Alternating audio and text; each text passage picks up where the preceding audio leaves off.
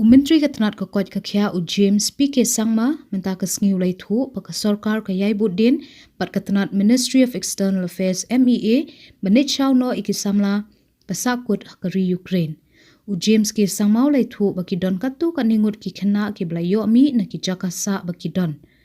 Lai thu ru baka Sorkar kam dala banle Henry kidang yai beteng ban Ukraine ban pitikna ye ke jingpoi suk ke jongki baro ki besa hapo ke Ukraine.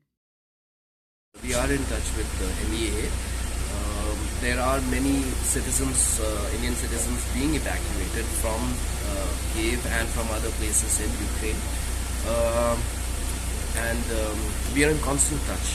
We hope that our students will be safe, our citizens will be safe till the time that we can bring them back home safely. I don't have the exact number, but there are a few students from Meghalaya who are doing the MBBS. No, it's not like that. It is two countries will have to coordinate with each other. That is, Ukraine and government of India will have to coordinate.